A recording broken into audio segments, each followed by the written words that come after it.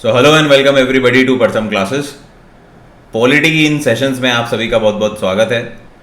Polity में जो हम चैप्टर कर रहे हैं that is history of Indian constitution, यानी कि हमारे भारत देश का जो संविधान है उसके इतिहास के बारे में हम चर्चा कर रहे हैं कि क्या क्या इवेंट्स रहे, क्या क्या ब्रिटिशर्स के एक्ट्स रहे, रेगुलेटिंग एक्ट्स रहे, ईस्ट इंडिया कंपनी के गवर्निंग एक्ट्स रहे, और फिर बाद में क्राउन रूल के टाइम क्या क्या उनके जीओआई एक्ट्स रहे, गवर्नमेंट ऑफ इंडिया एक्ट रहे, जो कि इस कॉन्स्टिट्यूशन की नींव बिल्डिंग में बेस बनाने में बहुत ज़्यादा इंपॉर्टेंट थे।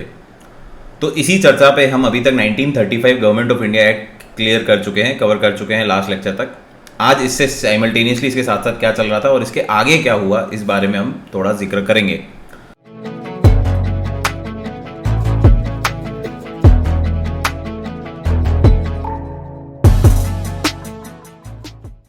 जैसा कि आपको पता है, क्लास चालू करने से पहले आपको थोड़ा सा ये याद होना चाहिए कि अभी हम किस सिचुएशन पे खड़े हैं।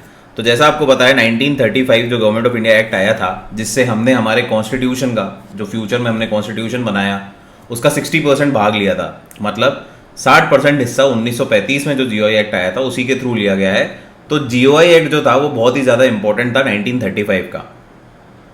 अब इसमें आपको एक चीज़ ध्यान हो तो यहाँ तक अभी हम प्रोविंशियल ऑटोनॉमी अचीव कर चुके थे, कुछ लेवल तक प्रोविंशियल ऑटोनॉमी हमें मिलने लग गई थी। साथ ही साथ इंडियननेस हमारे इन्वॉल्व हो रहे थे, इंडियननेस आ रही थी ब्रिटिशर्स की पॉलिसीज़ में। इंडियंस जो लोग थे वो भी इन्वॉल्व हो रहे थे इनके लेजिस्लेटिव और एग्जीक्यूटिव काउंसिल में। तो धीरे धीरे साइमल्टेनियसली ये जो बदलाव आ रहा था, जो ब्रिटिशर्स बदलाव ला रहे थे, भले ही उसके पीछे उनका रीज़न ये था कि भैया उनको कंट्री खोनी नहीं थी, इंडिया से हाथ नहीं धोना था। वर्ल्ड वॉर 1 की वजह से उनके काफ़ी सारे सेटबैक्स हो गए थे, काफ़ी सारे रिसोर्सेज डिप्लीट हो गए थे, पैसे की मात उनको काफ़ी मिल चुकी थी। तो there are other reasons also, but generally gradually Indians भी इन्वॉल्व हो रहे थे in the law making policies. और साथ ही साथ पॉलिटिकल पार्टीज भी स्ट्रांग होती जा रही थी इंडिया की, जैसे इंडियन नेशनल कांग्रेस का स्थापना हो चुकी थी, मुस्लिम लीग बन चुकी थी, गांधी जी आ चुके थे। तो वो एक लीगल फोर्स, लीगल फ्रेमवर्क भी फाइट कर रहा था कंटिन्यूसली ब्रिटिशर्स के साथ। तो 1935 तक कुल मिला के इंडियंस भी इन्वॉल्व होने लग गए। अब साइमल्टेनियसली क्या हुआ, जैसे जैसे इंडियंस इन्वॉल्व होने लगे तो इंडियंस ने अपनी एक कॉन्स्टिट्यूंट असेंबली बनाने की डिमांड रखी। कॉन्स्टिट्यूंट असेंबली से क्या मतलब है, वो असेंबली जो अपने देश का कॉन्स्टिट्यूशन बनाएगी। अब ब्रिटिशर्स जो थे वो इंडियंस को इन्वॉल्व तो कर रहे थे, लेकिन वो इंडियन को इतनी आज़ादी नहीं दे रहे थे अभी कि भैया आप अपना कॉन्स्टिट्यूशन बना लो या इंडिया ही गवर्न करेगा, हम सिर्फ ऊपर एक डोमिनियन स्टेटस देते रहेंगे या हम क्राउन की तरह ऊपर बैठेंगे, बाकी जो भी गवर्निंग होगी वो इंडिया वालों के थ्रू ही होएगी। प्रोविंशियल ऑटोनॉमी हालांकि हमें मिल गई थी कुछ लेवल तक, लेकिन फिर भी Britishers wanted to stay in the system, वो बाहर जाना नहीं चाह रहे थे। बट साथ ही साथ क्या हो रहा था, मैंने आपको बताया कॉन्स्टिट्यूंट असेंबली की डिमांड हो रही थी। तो सबसे पहली डिमांड जो कॉन्स्टिट्यूंट असेंबली की रखी गई दैट वाज इन 1934, जब 1934 में कम्युनिस्ट पार्टी के एक लीडर हुआ करते थे, फाउंडर ऑफ कम्युनिस्ट पार्टी भी बोलते हैं इनको, तो एम.एन. रॉय साहब थे जिन्होंने सबसे पहले डिमांड करी कॉन्स्टिट्यूंट असेंबली की। उन्होंने बोला हमें हमारे भारत देश का कॉन्स्टिट्यूशन खुद बनाना है, हम कैसे हमारे भारत देश को गवर्न करेंगे, ये संविधान हम खुद बनाएंगे, न कि हमारे आगे ब्रिटिशर्स हमारे देश का संविधान बनाएंगे और हमें रूल करेंगे। आप भले ही ऊपर ताज पे आप बने रहिए, लेकिन हमें हमारे देश का कॉन्स्टिट्यूशन और गवर्नेंस हमें करने दीजिए। तो कॉन्स्टिट्यूंट असेंबली की डिमांड यहाँ से 1934 से सबसे पहले चालू हुई थी। इसी दरमियान इससे थोड़ा सा पहले 1930 के आसपास 1929 लाहौर सेशन में पूर्ण स्वराज की डिमांड भी रख चुके थे इंडियन नेशनल कांग्रेस वाले कि हमें पूरी तरीके से आज़ाद करिए। तो इंडियननेस तो इन्वॉल्व होने लग गई थी, इंडियंस इन्वॉल्व होने लग गए थे, धीरे धीरे लोग आ रहे थे। लेकिन अब क्योंकि हमारे तेवर भी थोड़े स्ट्रांग होते गए, हमारी वोटिंग भी थोड़ी स्ट्रांग होती गई, तो अब हम क्या कॉन्स्टिट्यूंट असेंबली की डिमांड कर रहे थे, इंडिपेंडेंस की डिमांड कर रहे थे, इस लेवल पे हम पहुंच चुके थे। बट अभी तक Britishers were not ready to give up on the control of India. फिर 1935 में जो हुआ, इंडियन नेशनल कांग्रेस ने भी कॉन्स्टिट्यूंट असेंबली की डिमांड करी और बोला कि कॉन्स्टिट्यूशन ऑफ इंडिया का जो संविधान है भारत देश का वो हम खुद ही बनाएंगे। तो आईएनसी से क्या होगा, INC was recognized party, communist party भी एक्टिव थी, लेकिन वो रिकॉग्नाइज्ड पार्टी नहीं थी बाय द ब्रिटिशर्स। तो इस टाइम आईएनसी की डिमांड आते ही क्या होगा, ये थोड़ा सॉलिडिफाई हो गई, ये थोड़ी बात स्ट्रांग हो गई और जनता भी इसके साथ जुड़ गई। क्लियर है। अब ब्रिटिशर्स इस पे कहीं नहीं माने, ये 4-5 साल के दरमियान इन्होंने कोई स्टेप नहीं लिया। इन्होंने बोला यार ये तो फालतू चकचक कर रहे हैं, ऐसे तो कल को कुछ भी मान लेंगे, हमारे को भगा ही देंगे, तो ये अभी हम इस पर हम दिमाग नहीं लगाएंगे, और ये चलता रहा, इसके बारे में बातें चलती रही। फिर 1940 में क्या होता है, 1939 में एक और बड़ा इवेंट होता है दुनिया में, वर्ल्ड वॉर सेकेंड, जहाँ पे हिटलर जो अलाइज हैं, इंग्लिश अलाइज हैं, उनके खिलाफ दावा बोल देते हैं। हालांकि वो पहले पोलैंड को कैप्चर करते हैं, फिर वो दावा अगेंस्ट होता है हिटलर के, और फिर काफ़ी सारे इंग्लिश अलाइज हो जाते हैं और हिटलर के अगेंस्ट इनकी वॉर छिड़ जाती है। तो 1939 से वर्ल्ड वॉर वापस स्ट्रांग हो जाती है, वापस स्टार्ट हो जाती है, वर्ल्ड वॉर 2 स्टार्ट हो जाती है। तो वर्ल्ड वॉर 2 स्टार्ट हो जाती है तो यहाँ पे क्या होता है, ब्रिटिशर्स वापस फाइट कर रहे हैं, वापस उनके रिसोर्सेज डिप्लीट हो रहे हैं, वापस उनकी मैन पावर जा रही है, वापस उनके पैसे जा रहे हैं। तो वापस ये सारी दिक्कतें ब्रिटिशर्स को फेस करनी पड़ रही है। सिमिलरली क्या है, हमारे देश के एंड पे देखें तो जापान एक कंट्री है जो कि जर्मन्स के साथ थी, जो कि हिटलर के साथ थी, तो वो भी एक फोर्स थी टू रेकन विद। तो ब्रिटिशर्स को जापान को भी टैकल करना था। अब जापान को टैकल करना और बाकी फाइट करना, उनके खुद के लोग मर रहे थे, तो उनको क्या चाहिए, उनकी कॉलोनीज से लोग उठाने पड़ रहे थे। मतलब जहां जहां ब्रिटिश का राज था वहां से वो सैनिक लाते और जर्मन की आर्मीज के खिलाफ और जर्मन एंड एलाइज के आर्मी के खिलाफ फाइट में बेचते। तब उनको इंडिया भी एक कॉलोनी है और इंडिया से भी उनको सपोर्ट चाहिए, इंडिया से भी उनको कंटिन्यूस सपोर्ट चाहिए था, कंटिन्यूस सोल्जर चाहिए थे। बट अब इंडियन जनता क्या थोड़ी अवेयर होने लग गई after this Gandhi ji and Jawaharlal Nehru और ये सब जितने भी नेता थे, Indian National Congress, Muslim League के बाद अवेयर होने लगे कि फ्री में हम आपको सपोर्ट नहीं करेंगे, हम आपको सपोर्ट करेंगे क्योंकि हम आपकी कॉलोनी है, आप हमारे राजा हैं, माए बाप हैं, लीगली आप हमारे राजा हैं, तो हम आपको सपोर्ट करेंगे। बट आपको फिर क्या करना पड़ेगा, आपको हमारी कॉन्स्टिट्यूंट असेंबली की जो डिमांड है इसको पूरा करना पड़ेगा, हम भारत देश का कॉन्स्टिट्यूशन हम बनाएंगे, ये आपको बात माननी पड़ेगी।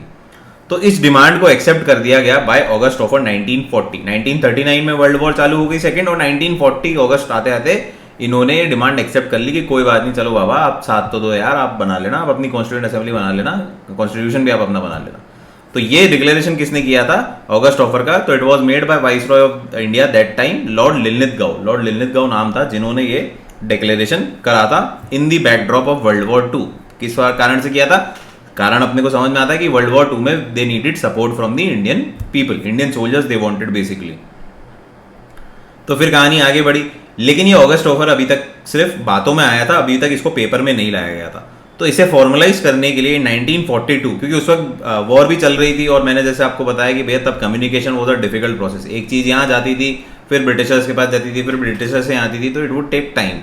ठीक है, तो ऐसे करते करते 1942 तक हम आ गए इस कहानी में।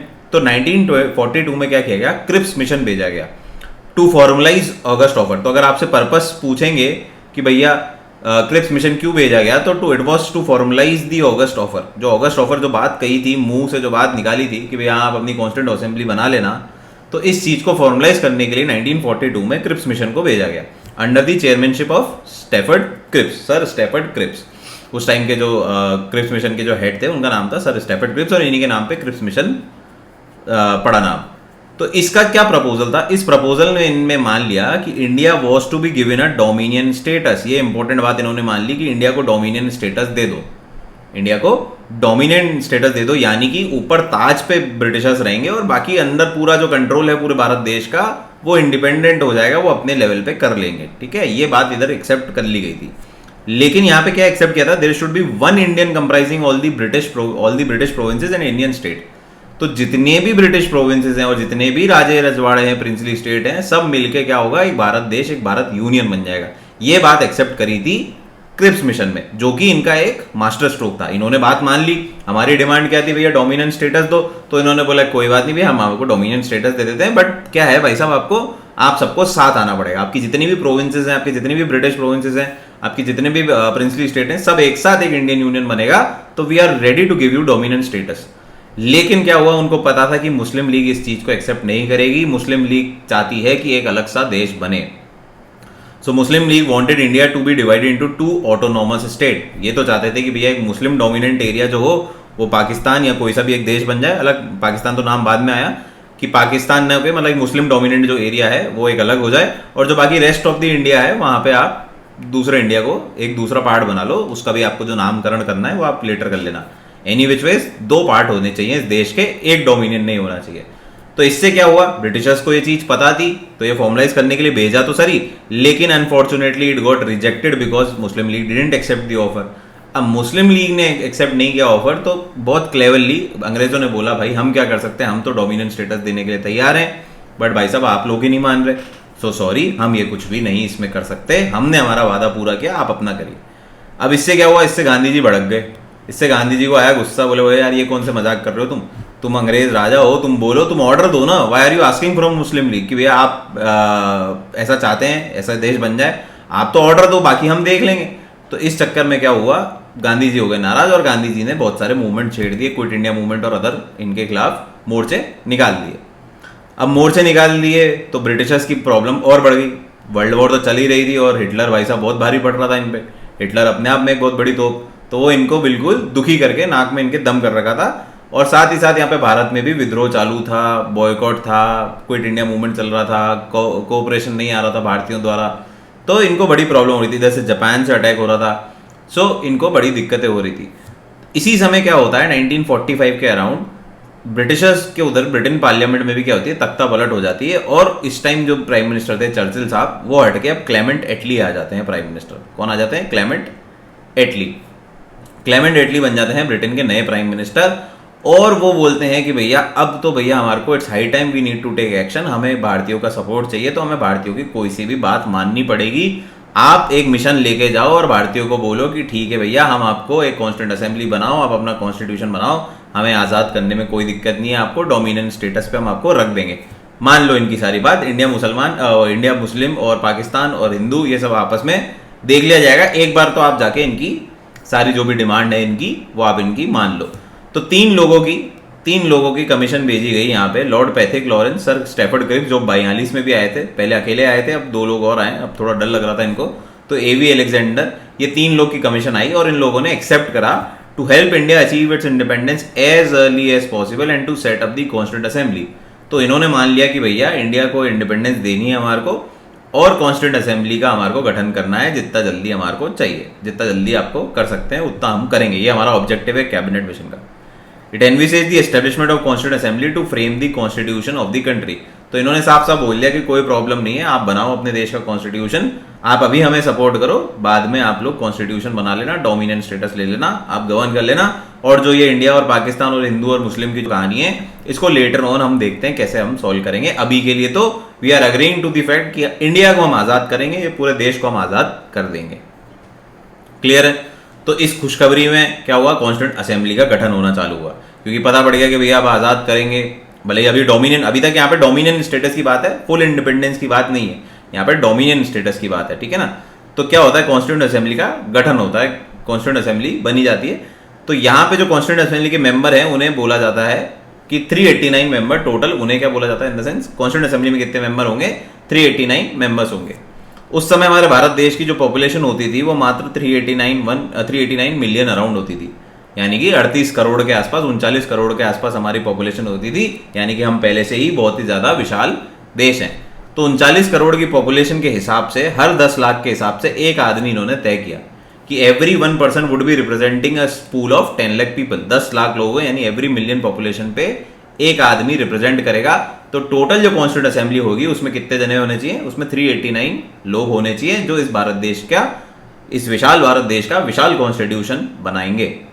जिसमें से जो 296 लोग आएंगे, 296 जो लोग आने चाहिए, वो कहां से आने चाहिए, वो तो भैया जो ब्रिटिश की प्रोविंसेस, जहां पे ब्रिटिश राज है, डायरेक्ट प्रोविंसेस है, वहां से आएंगे।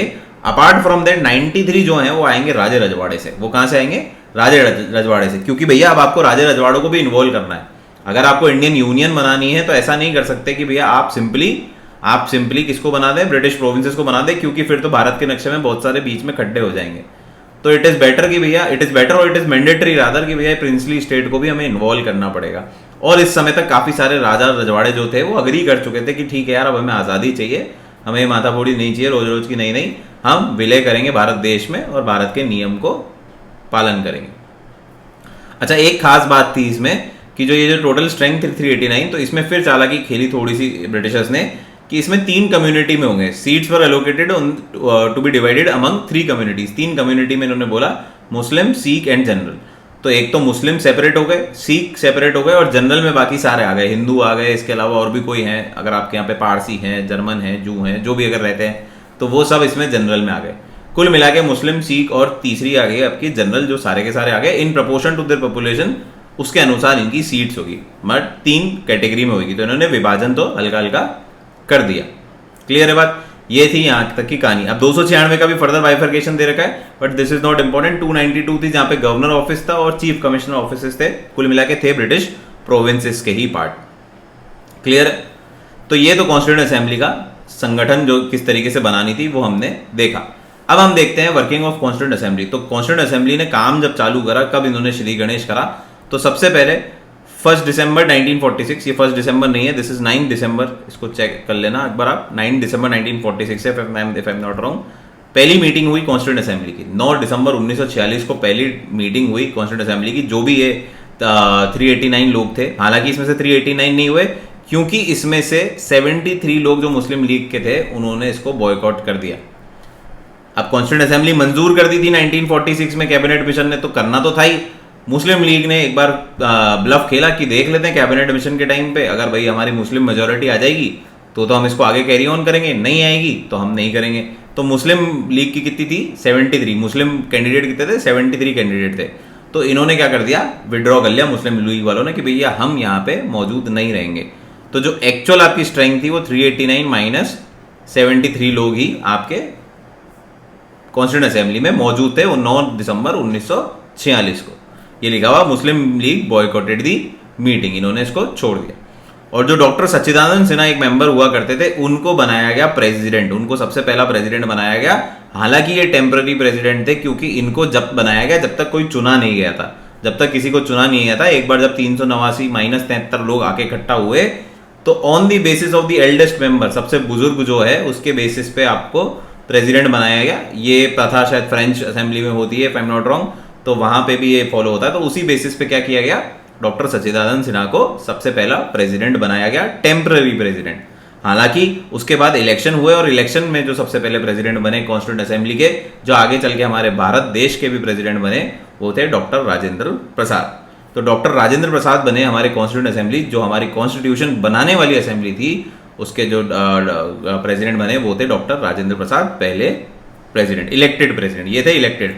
वहीं पर टेम्पररी प्रेसिडेंट जो नाम नॉमिनेटेड थे, जिनको नामांकन किया था ऑन द बेसिस ऑफ बुजुर्ग, जितना बुजुर्ग जो उनको हिसाब से, तो वो थे सच्चिदानंद सिन्हा। ये क्वेश्चन आ सकता है एग्जाम में, तो ध्यान रखिएगा।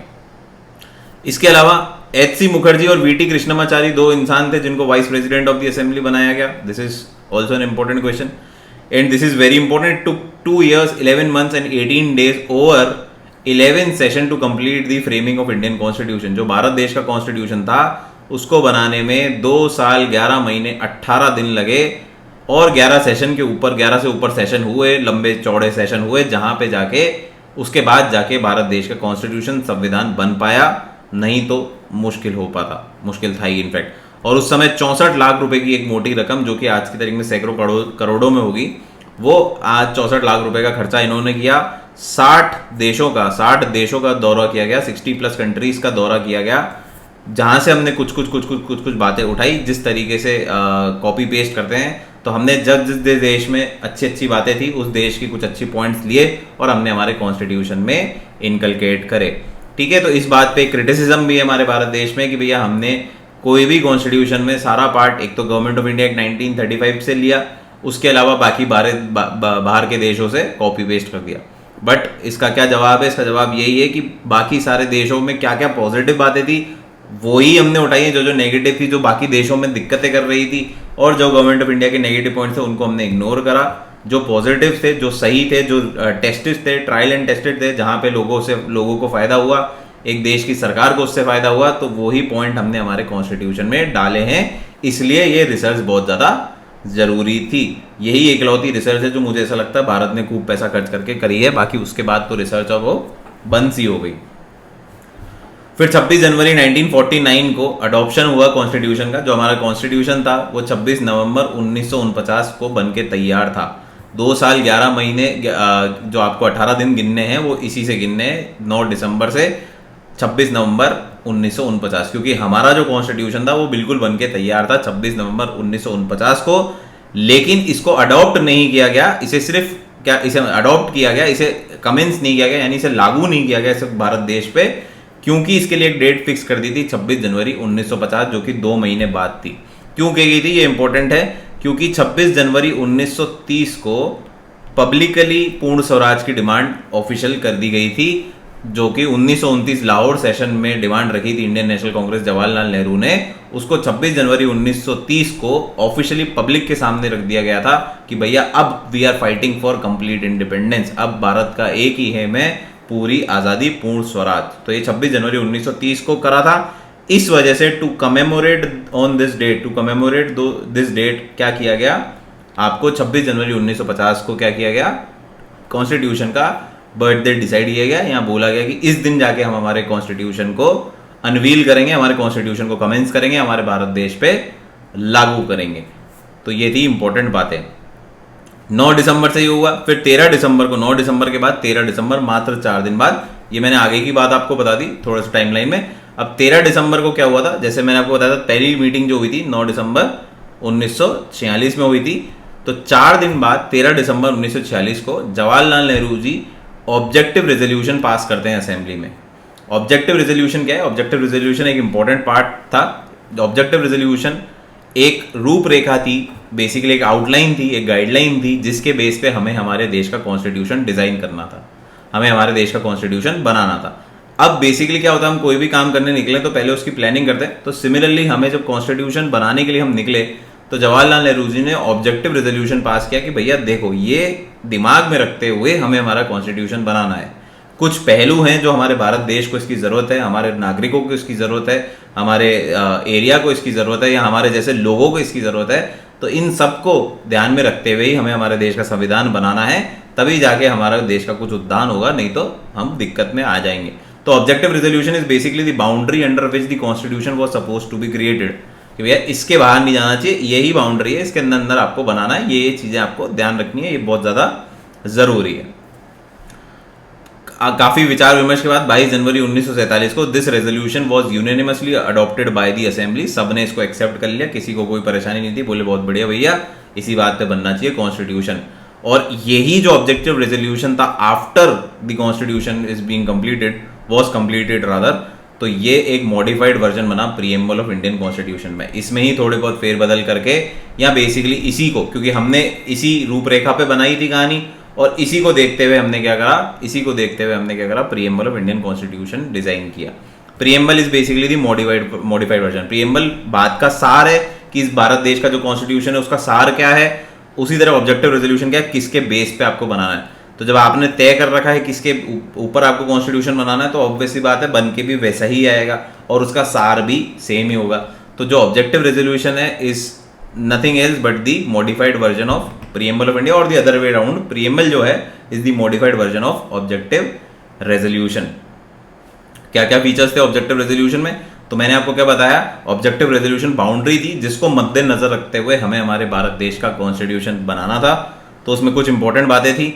To foster unity of the nation, जो उस वक्त देश की जरूरत थी, जो उस देश की कमी थी या देश में नेगेटिविटी थी, उनको हटाने के ऊपर फोकस था हमारा, कि to foster the unity of nation, क्योंकि हमारे यूनिटी वॉज एन इशू, उसी का फायदा अंग्रेजों ने उठाया और हमें बोला गया कि और आप जो कॉन्स्टिट्यूशन बनाओ उसमें आपको यूनिटी पे बहुत ध्यान रखना है, और इकोनॉमिक और पॉलिटिकल सिक्योरिटी सबको देनी है। हर किसी को इकोनॉमिक और पॉलिटिकल सिक्योरिटी होनी चाहिए, ना कि सिर्फ हैंडफुल फ्यू के पास होनी चाहिए। जैसे आपको पता है कि पॉलिटिकल की बात करें तो इवन यहाँ तक वोट देना भी बहुत कम लोगों के पास था, तब यूनिवर्सल अडल्ट सफराज नहीं होता था, तब लिमिटेड जो पूल था वो ही वोट दे सकता था। और इकोनॉमिक तो आपको पता ही है, देश बहुत ही ज्यादा डिस्पैरिटी थी, हालांकि आज भी है, बट रेजोल्यूशन जो कॉन्स्टिट्यूशन बनाया गया था वो इसी के बेसिस पे बनाने की डिमांड रखी गई थी ऑब्जेक्टिव रेजोल्यूशन में। So to ensure its economic and political security and justice और यूनिटी ऑफ नेशन पे आपको ध्यान रखना है। To have a federal form of government, जो हमारी गवर्नमेंट है वो फेडरल स्ट्रक्चर होना चाहिए। फेडरल स्ट्रक्चर मतलब सेंटर एट द टॉप, और फिर हमारी स्टेट गवर्नमेंट अलग से होंगी, प्रोविंसेस। तो उस टाइम प्रोविंसेस होती थी, तो हम प्रोविंशियल गवर्नमेंट अलग होगी और सेंट्रल गवर्नमेंट हमारी भारत की अलग होगी। इसके अलावा क्या डिमांड थी, डिमांड या बेसिकली ऑब्जेक्टिव रेजोल्यूशन का फीचर था कि आपको यह ध्यान रखना है कि ये सब चीजें मिलनी चाहिए। तो to guarantee and secure justice, न्याय होना चाहिए, बराबरी होनी चाहिए, इक्वालिटी होनी चाहिए, फ्रीडम ऑफ थॉट होना चाहिए, एक्सप्रेशन होना चाहिए, belief, faith, worship, vocation, association and action to all the people of India. तो यही जाके बेस बना हमारे फंडामेंटल राइट्स का। ये बेसिकली हमारे राइट्स की बात कर रहा है कि हमारे नागरिकों के पास क्या होना चाहिए, बोलने का अधिकार होना चाहिए, चुनने का अधिकार होना चाहिए, बराबरी होनी चाहिए, न्याय होना चाहिए, जो बिलीव है उसको मानना होना चाहिए, जो उनका रिलीजन है उसको वर्शिप करने की आज़ादी होनी चाहिए, फेथ उनको जो रखना है वो रख सकते हैं, एसोसिएशन मिलने की, संगठन बनाने की आज़ादी होनी चाहिए। तो ये सब चीज़ें हमें ध्यान रखनी है जब हम कॉन्स्टिट्यूशन बना रहे हैं, तो ये सब चीज़ें हमारे नागरिकों को मौजूद मिलनी चाहिए। To maintain the integrity on the territory of republic, to maintain the integrity of the territory of republic. तो हम क्या होने चाहिए, इंटेग्रिटी, हमारे देश की जो एकता है वो बिल्कुल तरीके से होनी चाहिए, पूरा भारत देश एक होना चाहिए, एक इंटेग्रिटी हमें सबके सबके अंदर भावना पैदा करनी है। तो ये इस तरीके के हमारे को, जिस पे फिर हमारा नेशनल एंथम, नेशनल एम्बलम, ऐसी चीज़ें रखी गई जिससे हमें एकता का फील आए। To provide adequate safeguard for minorities, backward and tribal areas. हमारे देश में शुरुआत से ही स्लेव या हमारे कास्ट सिस्टम था, तो हम कुछ जातिवाद करते थे, कुछ ऊपर की जातियां होती थी तो उन्हें ऊपर के जो भी काम होते थे, जो हाई लेवल काम होते थे वो उन्हीं पे रेस्ट्रिक्टेड थे। देन जो ब्रेवरी वाले काम है was restricted to particular community. जो क्लीनिंग के काम या स्वीपिंग के काम या जो छोटे तुच्छ काम होते थे उनके लिए हमने अलग क्लासेस बना रखी थी। तो बहुत सारे शेड्यूल कास्ट, शेड्यूल ट्राइब्स हमारे यहाँ थे, पिछड़े वर्ग यहाँ पे थे, अदर बैकवर्ड क्लासेस थी। तो उनका शोषण सालों से करते हुए आए हैं दुनिया। अभी अंग्रेज कर रहे थे रिसेंटली, लेकिन उससे पहले भी दूसरे जो राजे रजवाड़े थे उन्होंने भी उनका शोषण किया था। इसी वजह से हमें कोई दिक्कत नहीं होती थी कि हम पे कोई राज कर रहा है। तो इन लोग जो इतने सदियों से शोषण में जीते हुए आए हैं, इनके उद्धार की अब हमें बात करनी है, इनके इंटरेस्ट को सेफगार्ड करना है, ये हमें सबसे इंपॉर्टेंट रखना है। ऑब्जेक्टिव रेजोल्यूशन है, मतलब आपको कॉन्स्टिट्यूशन में इसके अंदर कोई ना कोई काम करना है, इस एरिया पे आपको काम करना है, आप इसको इग्नोर नहीं कर सकते हो। To attain rightful and honoured place in the world, पूरी दुनिया के नक्शे में भारत का एक ऑनर्ड प्लेस हो, एक जगह हो, एक नाम हो, एक निशान हो, तो ये डिमांड थी। To frame a constitution where in all power and authority of the sovereign independent India, its constituent parts and organs of government are derived from the people. हमें एक ऐसा कॉन्स्टिट्यूशन बनाना है जहाँ पे जितनी भी पावर और अथॉरिटी है, जो भी बल है या जो भी अथॉरिटी है या जो भी पावर इस कॉन्स्टिट्यूशन को आ रही है या सिस्टम को आएगी, सॉवरेन इंडिपेंडेंट इंडिया जो कि एक आज़ाद देश की होगी, वो सारी की सारी कहाँ से आनी चाहिए, वो पावर देना कौन चाहिए, इस कॉन्स्टिट्यूशन को बनाने की पावर या इस देश को गवर्न करने की पावर जो आएगी तो किसके थ्रू होनी चाहिए, लोगों के थ्रू होनी चाहिए। Basically indirectly we are calling for democracy, हमें डेमोक्रेसी को फॉलो करना है। हमारे भारत देश के लोग चुनेंगे हमारे रिप्रेजेंटेटिव, अपने रिप्रेजेंटेटिव जो कि इस देश को चलाएंगे। तो इस तरीके से उनका से आएगा अपने देश की पॉलिसीज बनाने में। तो ये सबसे इंपॉर्टेंट हमें ध्यान रखना है। इसके अलावा जो हमारी कॉन्स्टिट्यूएंट असेंबली थी उन्होंने कुछ और भी फंक्शन परफॉर्म करे, कुछ और फंक्शंस होते थे। अभी एक 1947 एक्ट आएगा, वो अभी हमारा बचा हुआ है, तो उसको भी हम पढ़ेंगे। उससे पहले कॉन्स्टिट्यूएंट असेंबली के कुछ हम इस वाली राह पे निकल गए, तो उसको खत्म कर लेते हैं। So it ratified the India's membership of Commonwealth in May 1949। अब कॉमनवेल्थ ऑर्गेनाइजेशन बेसिकली कौन थी, जो जो ब्रिटिश रूल रह चुकी हैं, जो भी ब्रिटिश रूल के अंडर रह चुकी हैं या रह रही हैं, ये बेसिकली कॉमनवेल्थ में आती थी। हालांकि अब प्रेजेंट टाइम्स में इसमें apart from British rule colonies भी आ गई हैं, बट उस टाइम ऐसा ही होता था। तो इंडिया ने भी अपनी मेंबरशिप यहाँ पे जाहिर कर दी कि भैया अब हम भी यहाँ पे क्या हैं, हम भी कॉमनवेल्थ के मेंबर हैं। 1949, ये 1949 की बात है। 1949 तक जैसे मैंने आपको बताया, अभी आएगा 1947 एक्ट, इंडिया इंडिपेंडेंस एक्ट 1947। तो इस टाइम क्या हुआ, अब हमने इसको आज़ाद कर दिया। यहाँ तक जो ये कॉन्स्टिट्यूएंट असेंबली चल रही है, ऑब्जेक्टिव रेजोल्यूशन चल रहा है, यहाँ तक बात हो रही है डोमिनियन की, हम हमारा कॉन्स्टिट्यूशन बना रहे हैं। लेकिन अभी तक अंग्रेजों ने हमें पूरी तरीके से छोड़ने की बात नहीं करी है, तलाक देने की बात नहीं करी है। हमें ताज खुद रखेंगे, नीचे सारी गवर्नेंस इंडिया को होगी, यहाँ तक बात यही है, ठीक है ना। 1947 के बाद हमारी आज़ाद हुए हम और आज़ादी की बात हुई, तो ये 1949 की बात है। पर क्योंकि इसमें रोल कॉन्स्टिट्यूएंट असेंबली का था, कॉन्स्टिट्यूएंट असेंबली दो दौर से गुजरी। जब डोमिनियन के लिए अप्रूवल हुआ था तो कॉन्स्टिट्यूएंट असेंबली ने कॉन्स्टिट्यूशन बनाना चालू कर दिया था, लेकिन जब तक कॉन्स्टिट्यूशन बना तब तक हम पूरी तरीके से आज़ाद हो चुके थे, ये आपको समझ में आना चाहिए। तो ये आज़ाद होने के बाद के कार्य है। It adopted the national flag on July 22, 1947। It adopted the national anthem on January 24, 1950। इसी दिन नेशनल सॉन्ग आया, जनवरी 24, 1950। It elected doctor Rajendra Prasad as first president of India, elected president of India on January 24, 1950। तो जनवरी 24, 1950 को डॉक्टर राजेंद्र प्रसाद पहले भारत के president भी बने। क्लियर है। तो ये कुछ पॉइंट थे और देख लेते हैं क्या पॉइंट है। Elephant was adopted as the symbol, ये आपको याद करने वाले पॉइंट है। एलिफेंट जो था वो कॉन्स्टिट्यूएंट असेंबली का सिंबल रखा गया था। क्यों रखा गया था, क्योंकि कॉन्स्टिट्यूएंट असेंबली जैसा मैंने आपको बताया, इट हैड 389 मेंबर। कितने लोग थे, 389 लोग थे, 389 पीपल वर देयर। तो ये एक, और ये रिप्रेजेंट किसको कर रहे थे, 38 करोड़ की जनता, 39 करोड़ की जनता को रिप्रेजेंट कर रहे थे। तो एक ह्यूमंगस कंट्री का एक ह्यूमंगस कॉन्स्टिट्यूशन हमें बनाना था, जाइगेंटिक कॉन्स्टिट्यूशन बनाना था। तो इस असेंबली को, क्योंकि ये रिप्रेजेंटेशन बहुत बड़े देश को कर रहा था, तो इसके लिए एक बड़ा जानवर तय किया गया। एलिफेंट को हमारा सिंबल बनाया गया कॉन्स्टिट्यूंट असेंबली को। आप इसको ऐसे भी दे सकते हैं कि श्री गणेश जी की जो चिन्ह होता है वो हाथी होता है, तो शुभ आरंभ जब हम कर रहे थे तो हमने एलिफेंट को इसका सिग्नल बनाया या इसका सिंबल बनाया बेसिकली। क्लियर है। इसके अलावा Shri BN Rau was appointed as the constitutional adviser to the constituent assembly. जो कॉन्स्टिट्यूशनल एडवाइजर थे उसको उनका नाम था श्री BN राव, जो कि राय देते थे, मशवरा देते थे apart from the constituent assembly, जो कॉन्स्टिट्यूशन बनाने में मदद करते थे। और यही जो मैंने आपको बताया 60+ देश के दौरे पे गए, अब इनमें से 60 के 60 ये गए, बट ये ही प्लेड अ मेजर रोल कि भैया दूसरे देश के कॉन्स्टिट्यूशन जाके स्टडी करना और उसमें से कुछ पॉइंट उठा के हमारे यहाँ पे सजेस्ट करना, उस पर विचार विमर्श करना, then to inculcate in our constitution. ये दो नाम और हैं, HV अयंगर और SN मुखर्जी, जो कि secretary to the constituent assembly थे और chief draftsman of the constitution थे। तो ये आप याद कर लेना, ये बातें थी। ये नाम बहुत इंपॉर्टेंट है, प्रेम बिहारी नारायण रायजादा, ये आपके आ सकता है। So he was the calligrapher of Indian constitution. तो इंडियन कॉन्स्टिट्यूशन जो लिखा गया था उसका कैलीग्राफी किसने करी थी, सुंदर अक्षरों में किसने लिखा था, प्रेम बिहारी नारायण रायजादा। ये ओरिजिनल जो कैलीग्राफी हुई थी, जो इंग्लिश में हुई थी, उनके लिए प्रेम बिहारी नारायण ज़्यादा है। वहीं पे वसंत कृष्ण वैद्य जो हैं ये हिंदी वर्जन के कैलीग्राफर हैं, ये आपको ध्यान रखना है। इंग्लिश में प्रेम बिहारी नारायण रायजादा और हिंदी में वसंत कृष्ण वैद्य। साथ ही साथ नंदलाल बोड़े एंड बेहोर राम मनोहर सिन्हा इन्होंने कॉन्स्टिट्यूशन डेकोरेट किया और बेहोर राम मनोहर सिन्हा ने इसको ऑर्नामेंटेड दी ओरिजिनल प्रियम्बल को की भी सुंदरता इन्होंने ही बढ़ाई। तो ये आपको याद करने वाला बात है, इंपॉर्टेंट इसमें ये दो हैं, प्रेम बिहारी नारायण रायजादा और वसंत कृष्ण वैद्य।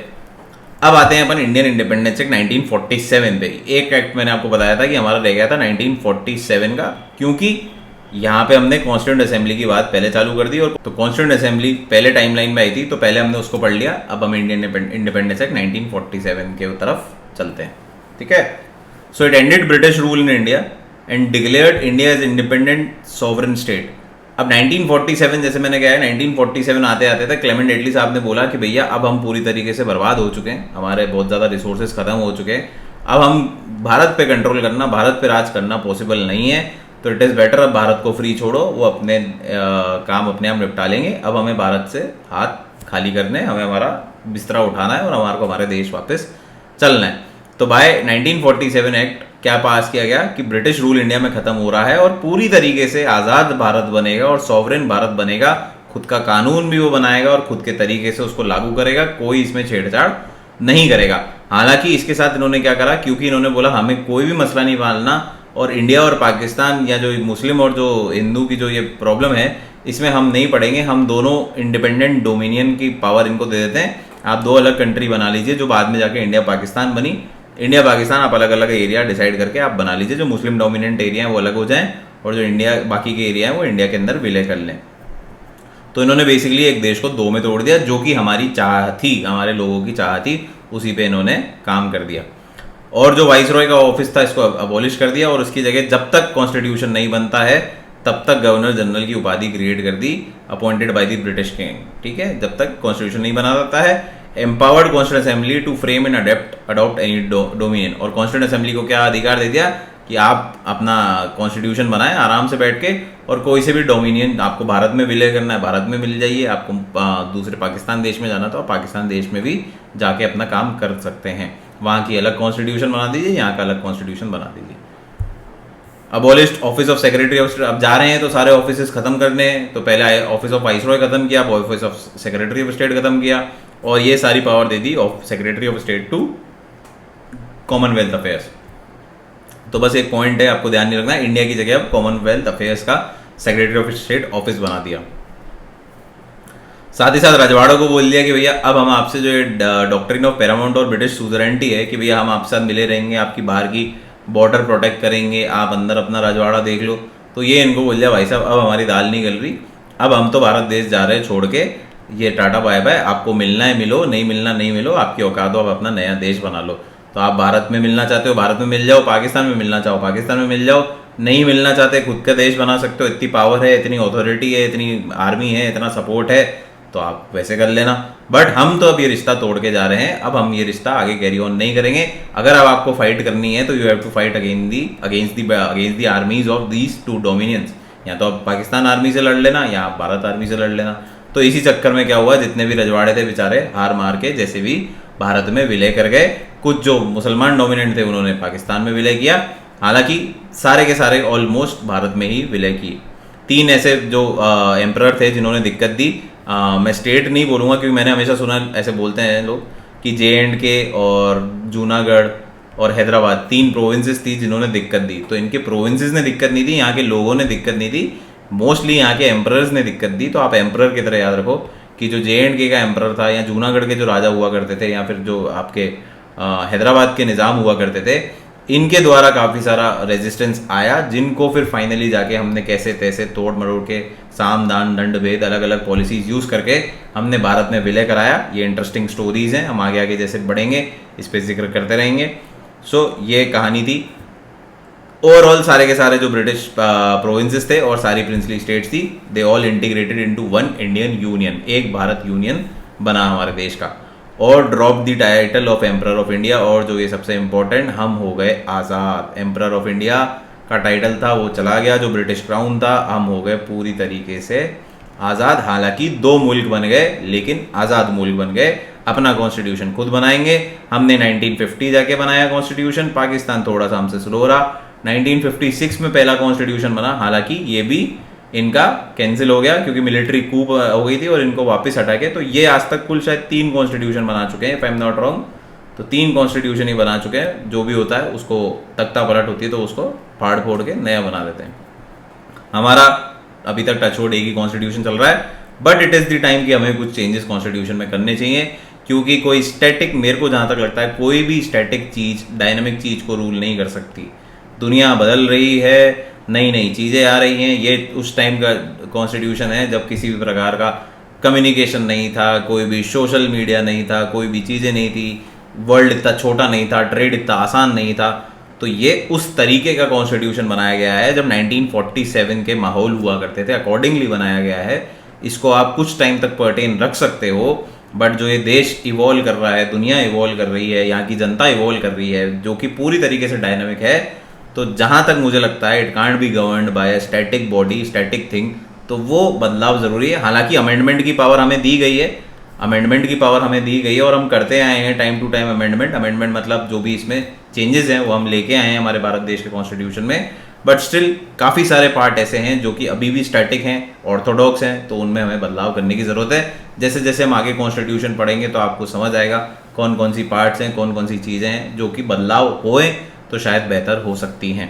But we are nobody to comment on it, हमें सिर्फ इतना सा समझना है। तो डायनामिक को स्टैटिक रूल नहीं कर सकता, सिंपल सा कंसेप्ट है। विथ दिस नोट अपन इस क्लास को, लेक्चर को खत्म करते हैं, क्योंकि इसके बाद ये टॉपिक खत्म हुआ। आई होप आपको history of constitution right from 1773 जब से रेगुलेटिंग एक्ट आए हैं तब से लेके 1947 जब हम पूरी तरीके से आज़ाद हो चुके हैं, पूरी तरीके से हमें समझ आ गया है। तो कॉन्स्टिट्यूशन क्लियर हो गया कि बना कैसे, क्या क्या बातें थी, ये सब हम जिक्र कर चुके हैं। अब आगे हम पढ़ेंगे कॉन्स्टिट्यूशन के अंदर की चीज़ें। अभी तो हमने कॉन्स्टिट्यूशन के बेस की पढ़ाई करी। क्लियर है? तो मिलते हैं अगली क्लास में। Till then take care.